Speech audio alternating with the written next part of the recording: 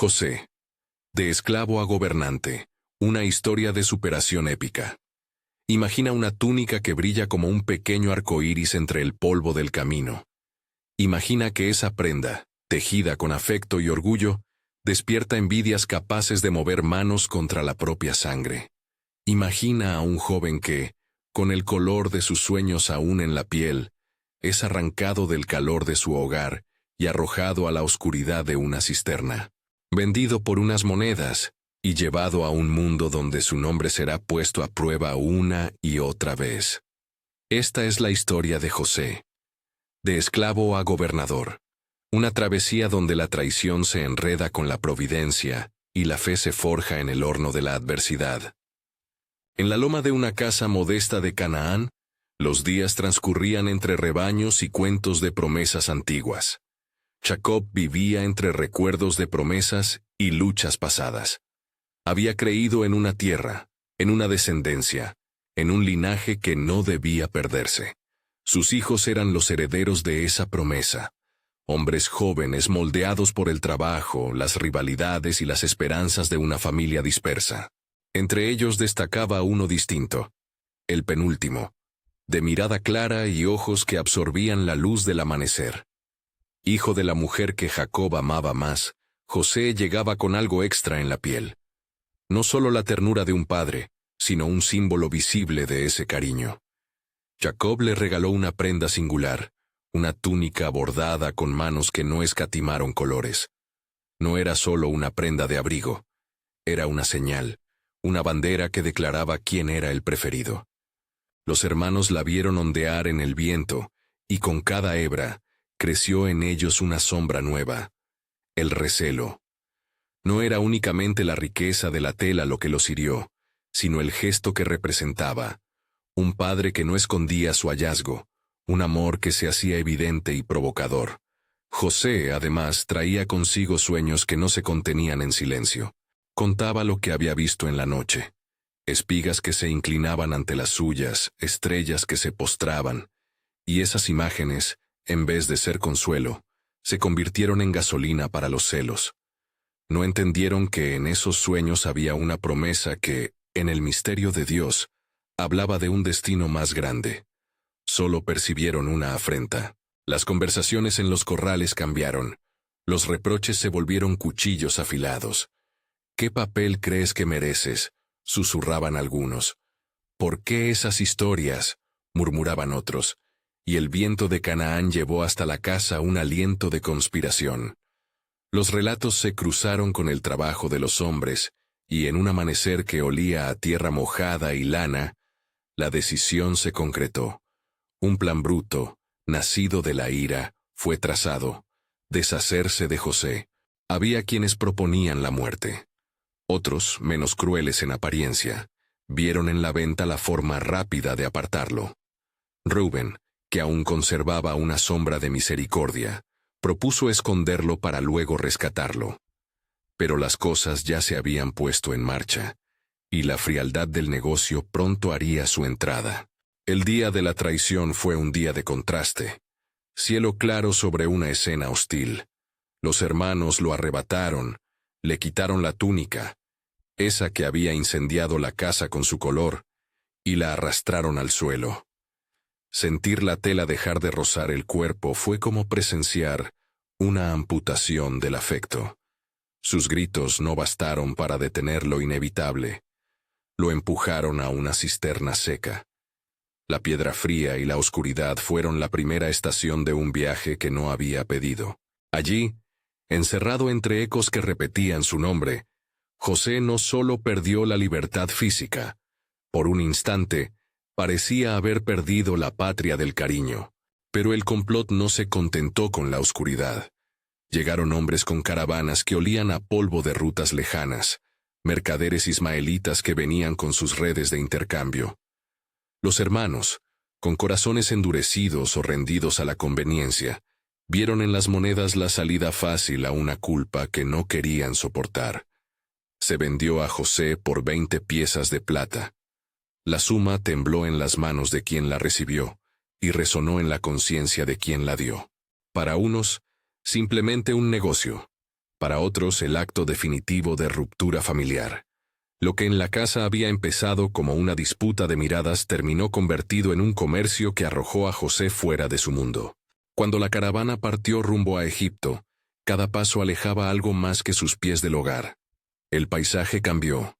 Canaán, con sus colinas y su olor a aceituna, cedió terreno ante la planicie egipcia, donde el Nilo dictaba los ritmos y las ciudades hablaban otro lenguaje. José, atado y exhausto, debía aprender a traducir esa nueva vida. En el mercado de hombres y bienes, fue presentado ante Potifar, oficial del faraón, capitán de la guardia. No era la venda de la túnica lo que lo definía ahora.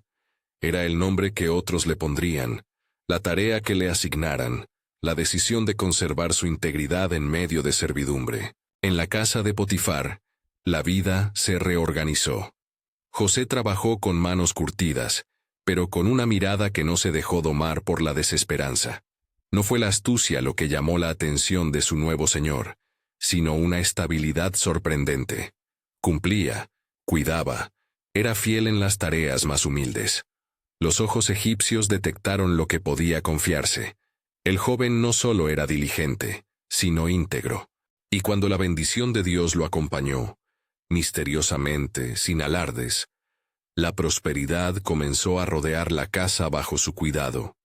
Bienes crecieron, la administración marchó con orden, y la reputación de la casa de Potifar se fortaleció. Pero la fidelidad se pone a prueba en las grietas del deseo. La esposa de Potifar, cuya soledad y frustraciones describían otra historia, observó a José con una atención que no era meramente casual. Hubo una tensión que se gestó entre miradas y palabras inadecuadas. José, formado en la convicción de lo que era justo, y lo que significaba traicionar la confianza de su señor, rechazó sus avances con firmeza. Sus razones no eran solo legales o sociales. Había en él un entramado de lealtades, hacia su padre, hacia su familia, hacia aquel Dios cuyas manos parecían guiarlo en silencio. «No puedo hacer esto», dijo José en voz baja cuando la tentación se hizo explícita. «¿Cómo podría yo pecar contra mi Señor y contra Dios?» Ella, herida en su orgullo y en su deseo, trazó otra salida, la acusación. Acusó al joven de un crimen que no había cometido, y la palabra del esclavo enfrentó la palabra de la mujer del hombre poderoso. El sistema mostró su rigidez. La protección que antes parecía prometida se fracturó bajo la presión de la mentira. Potifar, marcado por el escándalo y la vergüenza, reaccionó como otros hombres de poder. Tomó medidas que salvaran su honor. José fue arrebatado de la casa donde había hallado cierto respiro, y llevado a la prisión, ese lugar donde las esperanzas se vuelven ecos. La cárcel era un mundo aparte. Las sombras allí no solamente cubrían los cuerpos, sino que parecían absorber los días. Sin embargo, incluso entre barrotes y humedad, la conducta de José no fue la de quien se entrega al resentimiento. Su integridad persistió. No era una fidelidad exhibicionista. Era la coherencia de alguien que había aprendido a sostener su alma en las pequeñas decisiones. El jefe de la cárcel advirtió esa calma. Lo puso a cargo de los reclusos, confiándole tareas administrativas que, a primera vista, podían parecer inadecuadas para un condenado. Pero la fidelidad de José transformaba cualquier espacio. Convirtió la prisión en un lugar donde la orden y la dignidad podían volver a encontrarse. Y allí, en esa oscuridad con destellos de responsabilidad, surgió otro don: la capacidad de interpretar sueños, no como un ingenio humano, sino como una habilidad que emergía entre el misterio y la gracia. Los compañeros de prisión, hombres que habían conocido la vulnerabilidad de la caída, le relataron sus sueños, y José ofreció interpretaciones que, más allá de la explicación, traían consuelo o advertencia. Sus palabras no eran oráculos vacíos, hablaban de consecuencias. Recordaban que las decisiones humanas y la voluntad divina se entrelazan de maneras que muchas veces no comprendemos. Mientras José servía entre paredes frías, una espera se instaló en su vida. Esperaba el giro último, el cambio que lo sacara del anonimato. Había interpretado sueños para hombres de poca monta, y había sembrado orden donde otros solo veían barro. Sin embargo, la memoria humana es frágil. El gesto de un favor recibido se olvida con facilidad, y el copero al que José ayudó, de quienes se había ocupado en la cárcel, volvió a la corte sin recordar su nombre en los momentos decisivos. El tiempo avanzó con lentitud cortante. Aún así, a pesar del desarraigo, algo en José no se quebrantaba del todo. Una esperanza que no era ingenua, sino probada. Parte de la grandeza de esta historia no está solo en los hechos grandiosos que vendrán, sino en la constancia de un corazón que supo permanecer fiel en los recodos menos visibles de la vida. En la casa de Potifar, en la prisión, en los humillantes mercados del comercio, en la cisterna donde la oscuridad pudo haber decidido la última palabra, José fue formando un carácter que, poco a poco, fue convocando la posibilidad de un destino mayor. ¿Te interesa descubrir cómo un joven vendido por 20 piezas pudo transformar el destino de una nación? Si te atraen las historias bíblicas narradas con fuerza y profundidad, suscríbete para seguir este relato paso a paso. El tiempo en Egipto no era el mismo que en Canaán. Allí, con el río marcando estaciones de abundancia y escasez, los ojos del poder seguían su curso. José, cuyo nombre ahora navegaba entre la oscuridad de una celda y la intemperie de la espera, no imaginaba que su historia tocaría los ámbitos más altos. Sin embargo, cada acto de fidelidad sembrado en lo pequeño abonaba el terreno para lo que vendría. La prisión acogía a hombres de todo tipo, algunos derrotados por sus errores, otros atrapados en intrigas ajenas. Entre esos hombres estaba el copero del faraón, aquel que, en un gesto de gracia o de desesperación, había sido devuelto a su puesto. José, con su oído atento y su espíritu abierto, había escuchado su sueño. Lo había interpretado, y la promesa de restitución fue, por un momento, la esperanza de aquel guardián. Pero el mundo gira con rapidez y la memoria humana es traicionera. Los favores se desdibujan cuando no hay quien los recordará. A pesar de esa fragilidad humana, la historia de José no se detiene en la injusticia. Hay en ella una corriente profunda que atraviesa los episodios. La soberanía de Dios, una mano que mueve lo que los hombres creen cerrar para siempre. No se trata de una explicación simplista de éxito, ni de una fórmula mágica de triunfo. Se trata de una certidumbre diferente, que las acciones humanas, buenas o malas, no son el último capítulo. Dios, en su misterio, puede tejer a partir de la traición una red que rescate, y a partir del olvido, una oportunidad. Es necesario, sin embargo, reconocer la crudeza de lo vivido, la mirada de un joven que dejó atrás la casa, su túnica arrebatada, sus sueños malinterpretados.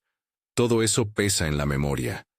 En la noche de la cárcel, esos recuerdos vuelven como imágenes que no se desvanecen. Aún así, José mantiene una actitud que sorprende. No se convierte en un hombre amargado que busca revancha.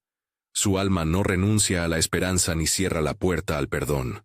Esa cualidad, más que una simple virtud, será la clave que un día permitirá la reconciliación con aquellos que lo vendieron. Mientras tanto, en las calles de Egipto y en los corredores de poder, la historia sigue su curso. Potifar, herido por el escándalo, no mira atrás. Ocupa su lugar en la estructura social y deja a José en la sombra de la cárcel.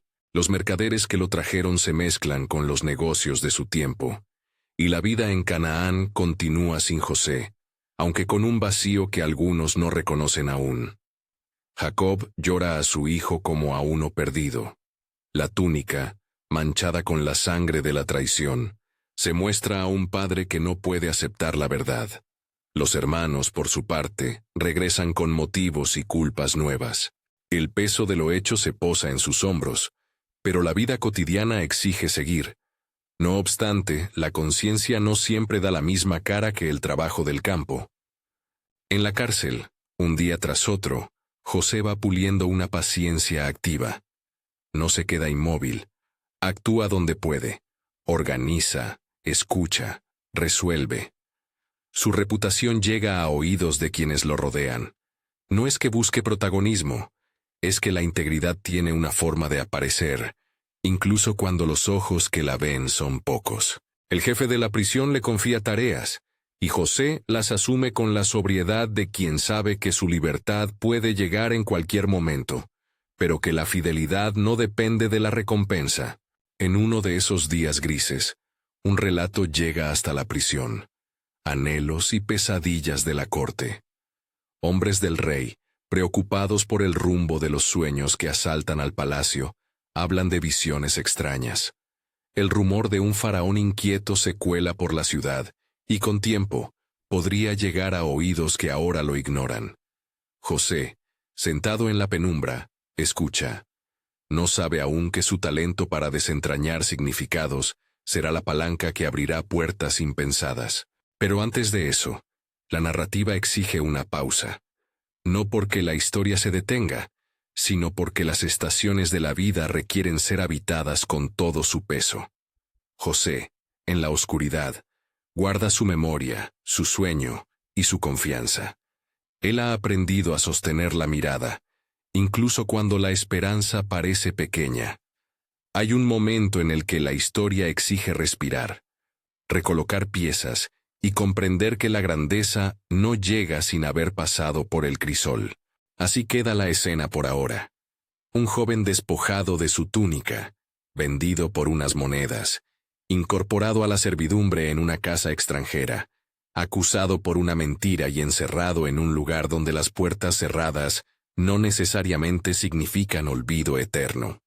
Desde esa prisión, sin embargo, se abre la posibilidad de una intervención que trasciende la memoria humana. La vida de José se dispone como un hilo que, aunque a simple vista parezca partido, aún puede ser tejido otra vez por manos que ven más allá del presente. En la próxima etapa de su viaje, lo que comenzó en la casa de su padre y se quebró en la cisterna, irá encontrando rutas inesperadas, interpretaciones que no son meras respuestas, decisiones que salvarán a naciones, y un encuentro final que pondrá a prueba el corazón de quienes lo rechazaron. Pero antes de llegar a eso, hay que comprender el temple que se forjó en la cárcel, la calma que no es indiferencia, la esperanza que no es ingenua, la fe que no busca atajos. Si esta narración despierta en ti una inquietud, una pregunta, o el deseo de seguir caminando junto a José, hasta el palacio del faraón y la baraúnda del reencuentro, te invito a ver el siguiente episodio, donde continuaremos desgranando cada paso de esta asombrosa travesía. Compartir estas historias es sembrar memoria en tiempos donde la paciencia cuesta más que nunca. Los años en la cárcel fueron meses que pesaban como estaciones. En el silencio de la noche, José contaba las pequeñas fidelidades, la manera en que había cuidado las raciones, la forma en que había dispuesto las celdas, la palabra justa para los afligidos. Esas minucias, que a simple vista parecían anodinas, eran los ladrillos con los que se construía un carácter que ni la injusticia ni la soledad podían derribar. Y, aunque la memoria humana suele ser frágil, la historia no rehúye los pliegues donde lo grande se prepara en secreto.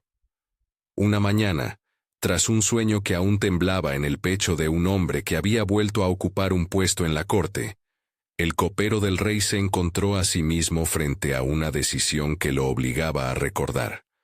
Había pasado por la cárcel y, en un gesto de gracia entonces, José le había leído un sueño y pronunciado la palabra que devolvía la esperanza: restitución. Pero la vida en la corte tiene la prisa del poder, y con el tiempo, los favores se desdibujan. Ahora, sin embargo, la inquietud del faraón crecía como sombra en pulso. Visiones que nadie en la corte lograba unir a sentido. Alguien habló del hombre que había interpretado sueños en la prisión, aquel joven hebreo de manos limpias y mirada serena. Que el copero recordara no fue un cálculo, fue más bien la lenta llegada de una memoria que no acepta haberse comportado como si nada. Y así, una palabra pronunciada en la intimidad de una celda llegó a los oídos del trono. Si alguna vez conocí a un intérprete, fue ahí. Aquellas pequeñas casualidades o la misteriosa disposición de los caminos comenzaron a converger. Ante el faraón, los sueños se presentaron como imágenes terribles y simbólicas. Espigas gordas y espigas flacas, vacas robustas y vacas famélicas. El palacio se inquietó. Consejeros y sabios ofrecieron explicaciones vacías y remedios que no tomaban en cuenta la raíz del mal. Fue entonces cuando se pidió que se trajera al joven que, según alguien recordaba, había dado luz a significados ocultos. José, llevado desde el lugar donde la oscuridad parecía haberse hecho costumbre, se encontró de nuevo frente a una corte que apenas imaginaba la historia de su vida. No pidió favores, ni ofreció su alma en discurso. Simplemente escuchó los sueños, los repitió y, con la calma que lo había acompañado incluso en la prisión, habló. No era la elocuencia humana la que conmovió, sino una mirada que parecía leer no solo símbolos, sino consecuencias. 7 años de abundancia vendrán, y luego 7 años de hambre, dijo él, describiendo el ciclo como quien ve el curso del río y sabe dónde la barca debe anclar. Propuso una estrategia: aprovechar los años de sobra para almacenar, organizar y prever, de modo que la nación no sucumbiera cuando la tierra dejara de dar. El razonamiento fue sencillo y su sabiduría práctica. Construir graneros, centralizar reservas, poner a quienes supieran de administración a cargo de la tarea. No eran fórmulas prodigiosas, era prudencia aplicada en tiempo y medida. El faraón, quien hasta entonces había visto muchas voces alzarse sin fruto, percibió en José no solo una mente ordenada, sino la serenidad de quien ha sido probado en el fuego. Así, en un gesto que cambiaría el curso de la vida de muchos, el rey confió en sus manos el gobierno sobre la tierra, no un privilegio efímero, sino la responsabilidad de preparar a una nación. La ascensión fue imponente y delicada a la vez. José no fue coronado por vanidad, sino colocado como administrador supremo, a cargo de la recolección, la distribución y la preservación. Su túnica, antes símbolo de favoritismo y de dolor, quedó ahora como parte de la memoria que lo seguía, recordatorio de dónde venía y de cuánto había costado llegar hasta allí. Desde los graneros, la voz de José articuló una disciplina. Mandó medir, contó sacos y trazó rutas para que la abundancia no se convirtiera en lujo vano, ni la escasez en ruina colectiva. Sus decisiones no fueron promesas de riqueza para quienes obedecieran fórmulas mágicas. Fueron actos de prudencia, previsión y servicio. Con el tiempo, la hambruna alcanzó también a Canaán. Lo que allí se vivía como carencia llegó a ser rumor en los corrales de Jacob. Los años habían pasado, el rebaño había menguado. Las conversaciones en la aldea traían un nombre ahora desconocido: Egipto, lugar de provisión. Jacob escuchó y algo en su pecho se removió. Fue entonces cuando el destino empujó a los hermanos de José a cruzar el umbral que los pondría frente a aquel que, sin saberlo, podría ser la única tabla para sostener su casa. Llegaron a Egipto en busca de pan, sin reconocer al hombre que observaría su llegada con una mezcla de distancia y decisión.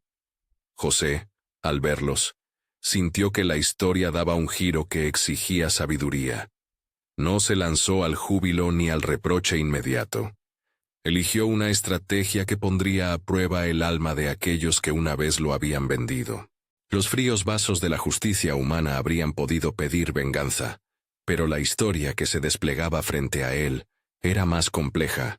Había que discernir si había arrepentimiento, si el corazón de los que lo habían herido había cambiado. Primero, hizo que le trajeran alimento, observando sus rostros, la manera en que hablaban de su padre y de los tiempos pasados. Luego, en un acto que a los hermanos les pareció extraño, exigió que trajeran a todos menos a uno. «Dejad a uno», dijo, con una voz que escondía muchas apuestas. Le devolvió a Simeón en custodia, como garantía, y llenó los sacos de comida. Les devolvió monedas para el viaje. Parecía benevolencia práctica, encubría una prueba delicada. ¿Buscarían protegerse a sí mismos o cuidarían de la familia? ¿Qué priorizarían, la seguridad individual o la reparación colectiva? El drama se volvió más espeso cuando, al regresar por segunda vez, la presencia de Benjamín, el hermano más joven, el del mismo seno que había sido favorito, reavivó todos los temores. José observaba cómo el amor por el padre aún latía en los lazos fraternales, pero también vio cómo la sombra de la culpa podía anestesiar la voluntad de sacrificio. Para confirmar lo que su alma necesitaba saber, urdió un plan aún más cruel a la vista. Colocó su propia copa, una copa que en la corte era símbolo de autoridad, dentro del saco de Benjamín, y después mandó detenerlos como ladrones. La acusación contra Benjamín fue tremenda. Lo señalaron, leyeron la prueba y el temor se apoderó del grupo. Los hermanos se encontraron humillados ante una corte que no conocían y frente a quien parecía jugar a ser juez y verdugo. Fue entonces que Judá, el que había propuesto soluciones duras en un pasado que había incluido la venta de José, tomó la palabra y con voz quebrada comenzó un discurso que sería el corazón del arrepentimiento. No habló solo por la causa de un hermano. Habló desde la memoria viva de lo que le habían hecho a José. Describió el llanto del padre, las noches sin consuelo, la deuda que pesaba sobre sus conciencias. Ofreció una vida propia a cambio de la libertad de Benjamín. Propuso que lo retuvieran en su lugar y que permitieran a la familia volver con la cabeza erguida. Esa intercesión no fue un acto planeado con astucia, fue la expresión palpable de un alma que había cambiado.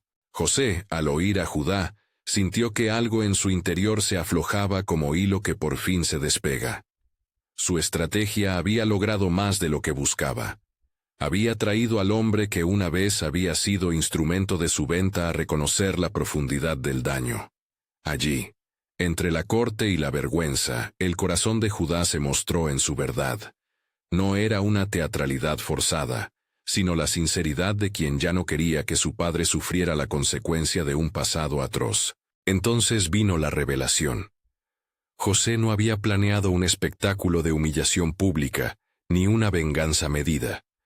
Lo que ocurrió fue el choque entre la naturaleza humana herida y la mano de la providencia que, en su misterio, convierte. José ya no pudo contener el tumulto del pecho. Lloró. Primero en silencio y luego con sollozos que hicieron detener el aliento de la sala. No gritó para humillar, sino para liberar. Finalmente, en medio de lágrimas que eran tanto reproche como perdón, pronunció palabras que atravesaron a cada uno. Soy yo. La escena fue una explosión contenida. Hermanos que retrocedieron, rostros que palidecieron, un padre que más tarde sentiría el temblor del reencuentro. Lo que siguió fue un diálogo de confesión y de reconocimiento. José les tocó el corazón con preguntas que no buscaban venganza, sino comprensión. Les recordó los hechos, les ofreció la verdad de lo vivido, y al mismo tiempo, abrió la puerta a algo más grande. Una lectura de la trama humana en manos del misterio. Con voz firme, les habló de aquello que había guiado su destino. No la mera voluntad de los hombres que lo vendieron, sino el propósito que, a través del bien y del mal, puede conducir a la preservación de muchos. No afirmó una teología trivial, ni prometió favores mecánicos. Dijo con honestidad que lo ocurrido, por doloroso que hubiera sido, se había entrelazado con un plan que salvó vidas. Les ofreció alimento, refugio, y el perdón que sanaría la herida más profunda, la del abandono. La reconciliación no fue inmediata ni simple. Hubo llantos, abrazos que tardaron en soltarse, y confesiones que pesaban como piedras al caer. Jacob, cuando se enteró, no creyó de inmediato. Su alma había hecho de la pérdida una montaña que no creía escalar.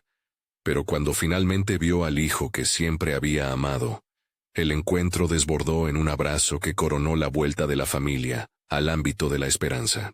Jacob dejó atrás la tierra de Canaán por un tiempo. y la casa que fue refugio de promesas se trasladó a la mesa de un faraón que no comprendía del todo el valor de esa reunión, pero que reconocía la sabiduría del administrador que había salvado su pueblo. La mudanza de Jacob a Egipto fue más que un desplazamiento geográfico. Fue la migración de una promesa. El linaje que había sido objeto de rivalidades volvía a juntar sus trozos. La preservación de la familia no era un asunto puramente emocional. Era la continuación de la historia de un pueblo destinado a ser numeroso y a atravesar tiempos. José, en su papel de gobernador, procuró que su gente tuviera tierra y provisión, y en cada decisión administrativa se notó la fidelidad que lo había acompañado desde la cisterna hasta el palacio. José no olvidó la cisterna ni la túnica. Ambas siguieron siendo símbolos. La túnica recordaba el inicio de la traición. La cisterna, la profundidad de la noche por la que había pasado. Pero esos símbolos no fueron anatema ni monumento de amargura.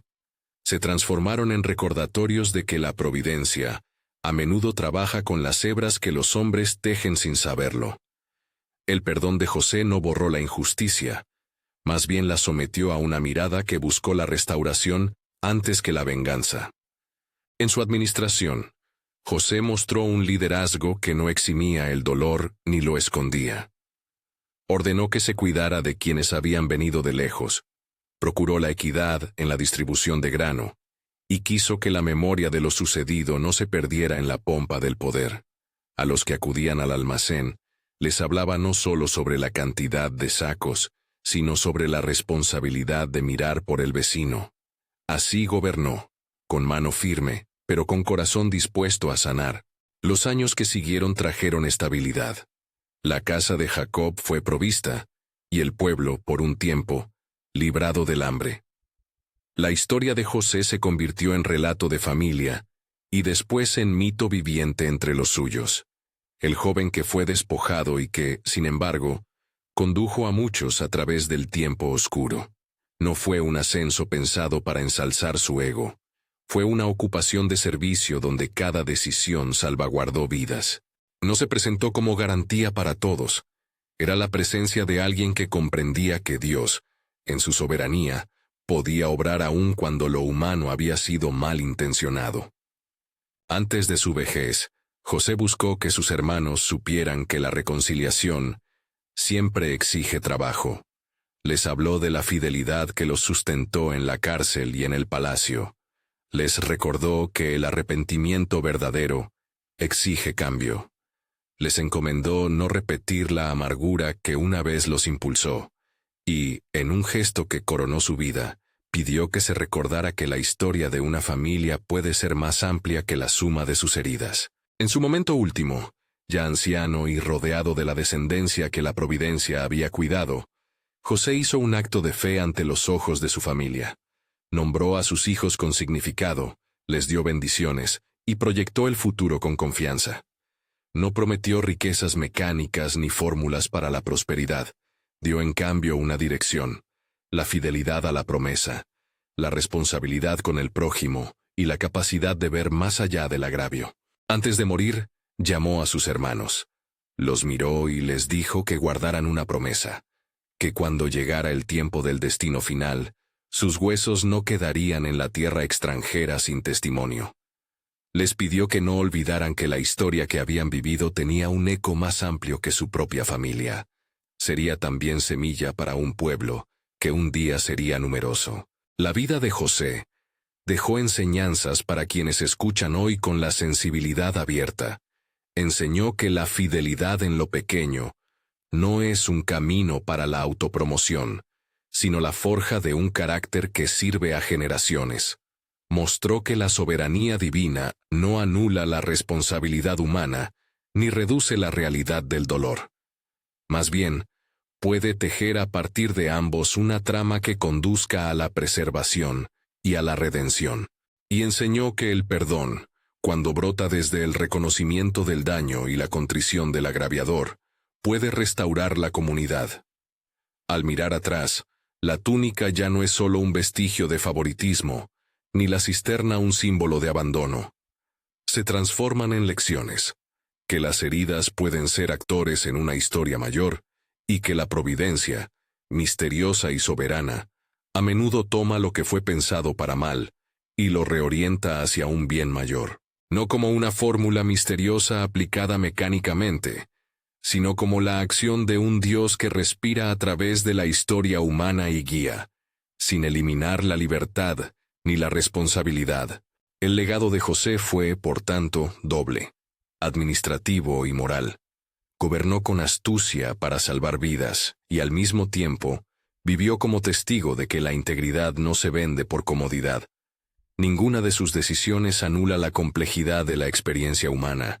Hubo dolor, hubo culpas, hubo arreglos necesarios y breve memoria, pero también hubo una restauración que encontró su punto culminante en la mesa de una familia reunida y en los graneros que alimentaron a quien acudía con necesidad. Cuando la cronología de su vida llegó a su término, José pidió ser recordado con la promesa de que sus huesos fueran llevados a la tierra prometida en el día en que su pueblo saliera de Egipto. Esa petición cruzó generaciones y se convirtió en símbolo de esperanza, la confianza de que la promesa seguía viva, aunque el pueblo hubiese pasado temporadas en tierras extrañas. La historia cerró su ciclo con una semilla plantada, la de una nación que, desde la experiencia personal de un hombre, aprendería a leer la soberanía sin perder de vista la responsabilidad.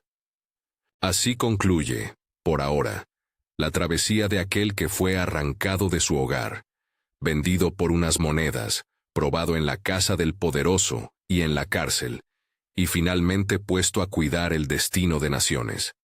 De esclavo a gobernador.